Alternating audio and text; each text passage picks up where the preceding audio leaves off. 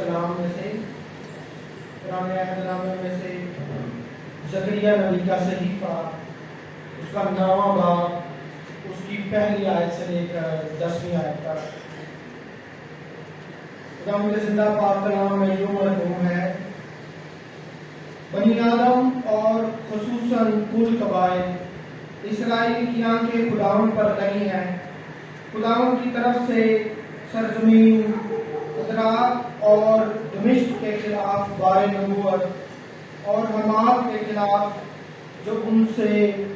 مستاصل ہے، اور سور و صدا کے خلاف جو اپنی نظر میں بہت دانش مند ہے۔ سور نے اپنے لیے مضبوط قلعہ بنایا اور مٹی کی طرح چاندی کے تودے لگائے اور گلیوں کی کچ کی طرح سونے کے ڈھیر۔ دیکھو، خداوند اسے خارج کر دے گا اور اس کے فخر کو سمندر میں ڈال دے گا اور آگ اس کو کھا جائے گی۔ اسکلون دیکھ کر ڈر جائے گا، غزہ بھی سخت درد میں مبتلا ہوگا، اقرون بھی، کیونکہ اس کی آس ٹوٹ گئی، اور غزہ سے بادشاہی جاتی رہے گی، اور اسکلون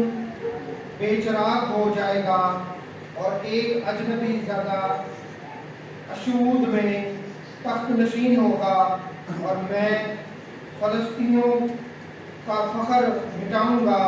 اور میں اس کے خون کو اس کے منہ سے اور اس کی مکروہات اس کے دانتوں سے نکال ڈالوں گا، اور وہ بھی ہمارے خدا کے لیے بقیہ ہوگا، اور وہ یہودا میں سردار ہوگا، اور اقرونی یبوسیوں کی مانند ہوں گے، اور میں مخالف فوج کے مقابل اپنے گھر کی چاروں طرف خیمہ زن ہوں گا، تاکہ کوئی اس میں سے آمد و رفت نہ کر سکے، پھر کوئی ظالم ان کے درمیان سے نہ گزرے گا، کیونکہ اب میں نے اپنی آنکھوں سے دیکھ لیا ہے۔ اے بنت صیون، تو نہایت شادمان ہو، اے دختر یروشلیم خوب للکار، کیونکہ دیکھ تیرا بادشاہ تیرے پاس آتا ہے، وہ صادق ہے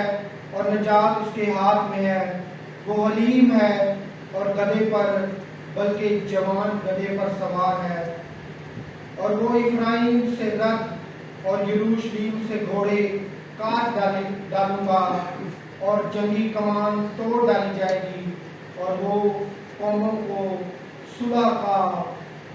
مصدع دے گا، اور اس کی سلطنت سمندر سے سمندر تک اور دریائے فرات سے انتہائی زمین تک ہوگی۔ خداوند کے زندگی بخش کلام کا پڑھا سنا جانا ہم سب کے لیے باعث برکت ہو۔ آمین۔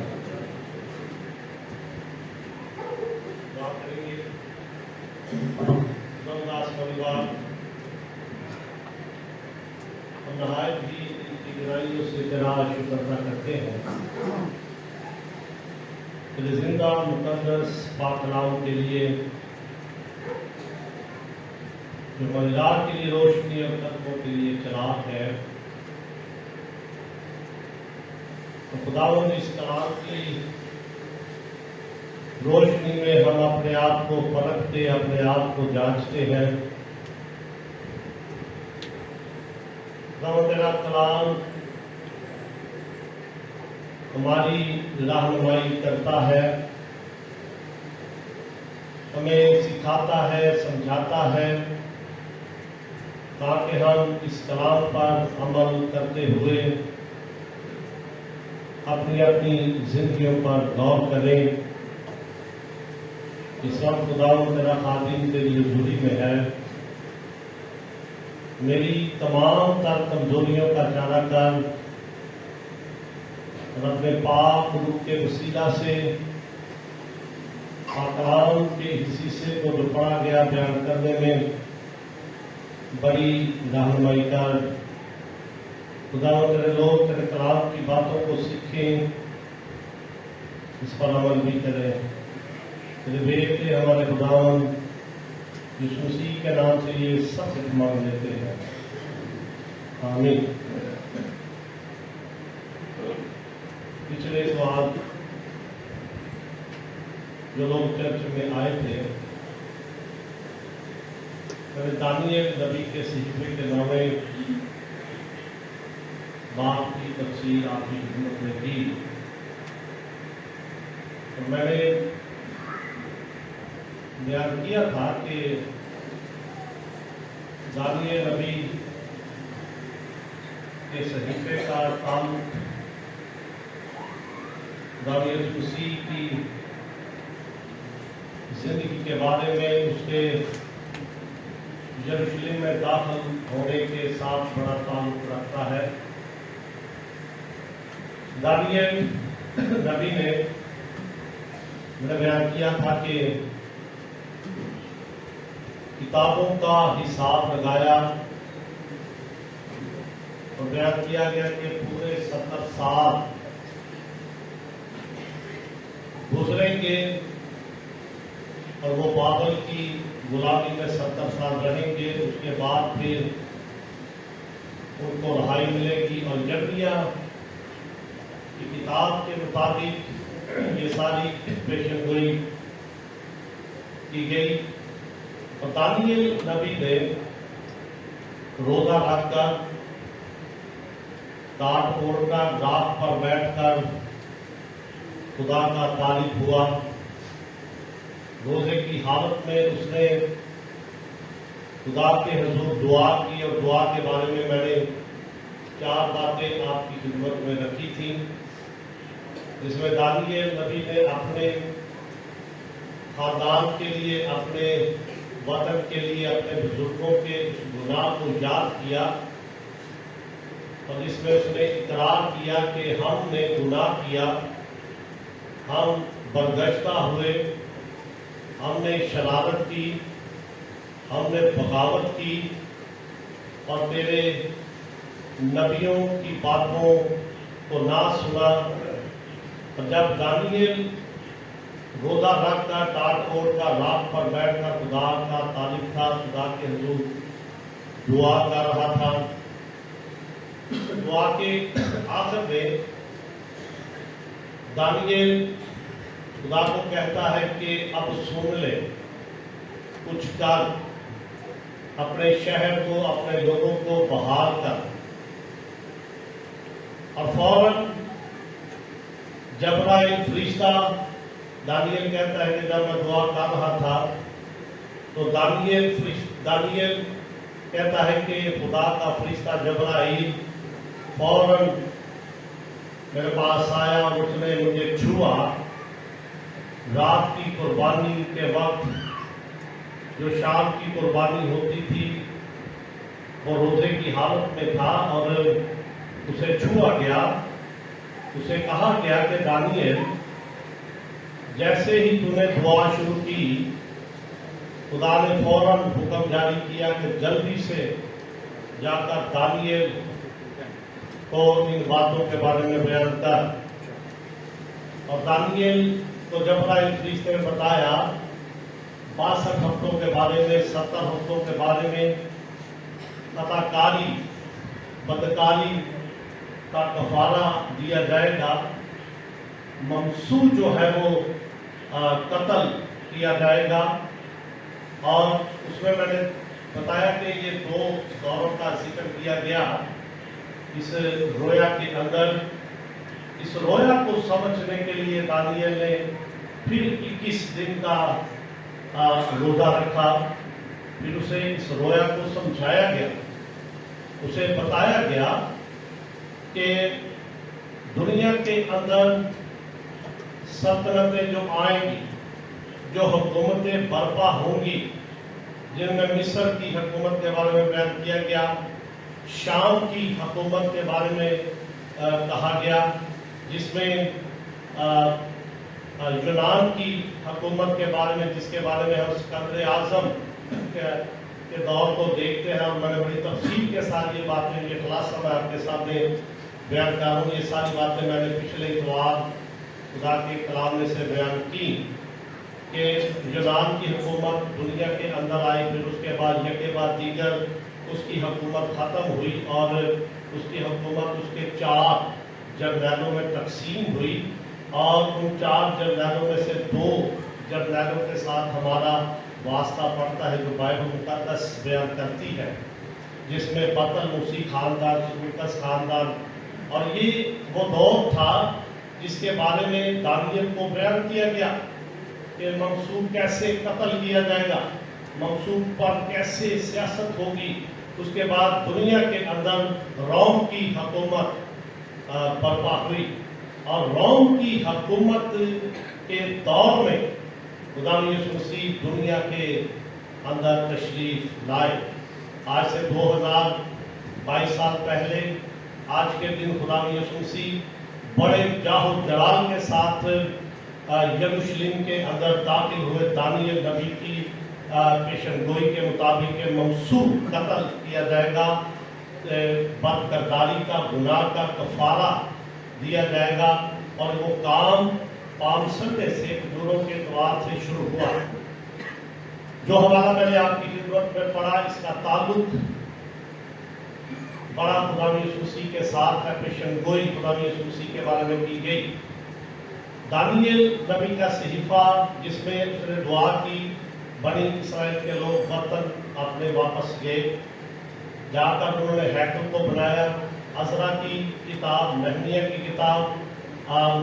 حجی نبی کا صحیفہ، زکریا نبی کا صحیفہ، ملاکی نبی کا صحیفہ، یہ سارے اس دور سے تعلق رکھتے ہیں۔ اور نامہ باب آپ کی خدمت میں پڑھا گیا، اور اس باب کے اندر بیان کیا گیا ہے کہ بنی آدم اور خصوصاً اسرائیل کا قبیلہ دنیا کی نگاہیں خداوند کی طرف لگی ہوئی، اور یہ بات جب کی جا رہی ہے اس وقت مادیوں اور فارسیوں کی حکومت تھی، کیونکہ یرمیہ کی معرفت خدا نے جب پیشن گوئی کی کہ خورس بادشاہ دنیا کے اندر برپا ہوگا۔ خورس بادشاہ ایک ایسا بادشاہ ہوگا جو ایک وقت میں 2 حکومتوں کا بادشاہ ہوگا، مادیوں اور فارسیوں کا۔ بڑی دلچسپ اس کی تاریخ ہے، بائبل مقدس میں اس تاریخ کو بیان نہیں کیا گیا، لیکن تاریخ کو جب ہم پڑھتے ہیں تو بیان کیا گیا ہے کہ استیاکس بادشاہ جو تاریخ میں ہو گزرا ہے اس دور میں، اس نے ایک رات خواب دیکھا کہ اس کی سلطنت میں ایک بیر اگی، اور اس کی ساری سلطنت کو اس نے گھیر لیا۔ اس نے نجومیوں کو، فارغیوں کو بلایا اور ان سے تحقیق کی، ان سے پوچھا کہ یہ خواب جو میں نے دیکھا ہے یہ اس کا مقصد کیا ہے؟ انہوں نے بتایا کہ بادشاہ تیری بیٹی کے بیٹا ہوگا اور وہ تیری سلطنت کو حاصل کرے گا، وہ تجھے شکست دے گا۔ اور اس نے اپنی بیٹی کو فارس بڑے دور ملک کے اندر بیاہ دیا، کمبوجیا اول کے ساتھ، تاکہ نہ یہ یہاں پر آئے اور نہ میری حکومت کو حاصل کرے۔ اس کی بیٹی جو تھی جب حاملہ ہوئی تو بادشاہ کو ایک اور خواب آیا کہ اس کی سلطنت کے اندر ندی جاری ہوئی ہے اور اس کی ساری سلطنت اس نے گھیر لیا۔ اور اس نے پھر پیغام بھیج کر پتہ کیا اور پتہ چلا کہ اس کی بیٹی جو ہے وہ پیٹ سے ہے، اس کے بچہ ہونے والا ہے۔ اس نے اپنی بیٹی مندین کو اپنے پاس بلا لیا اور اس کو اپنے پاس رکھا، اور اس کے ایک بیٹا پیدا ہوا جس کا نام خورس تھا۔ اس نے اپنے ایک بڑے وفادار ملازم سے کہا کہ اس بچے کو جا کر قتل کر دو، لیکن اس نے اسے قتل نہ کیا، اور وہ فارسیوں کا بادشاہ تھا، اور اس نے اپنے نانا استیاکس کو شکست دی، اس کے تخت کو حاصل کر لیا، اور اس طرح وہ مادیوں اور فارسیوں کا بادشاہ بنا، جس نے बाबर के बादशाह नबूकदनेस्सर को शिकस्त दी और उसने बाबर की हुकूमत पर भी कब्जा कर लिया। और उसके दौरे हुकूमत के अंदर ये हुक्म जारी किया गया कि लोग अपने अपने मुल्क के अंदर वापस जाए, उनको बर्तन दिए गए। अगर आप नहमिया की किताब और अज़रा की किताब को पढ़ेंगे तो वहां पर इन बातों का आपको बयान मिलेगा। और उसने हुक्म जारी किया, ज़ुबाबेल बिन सयालतियल को उसने गवर्नर बनाकर यरूशलेम में लगा दिया। अब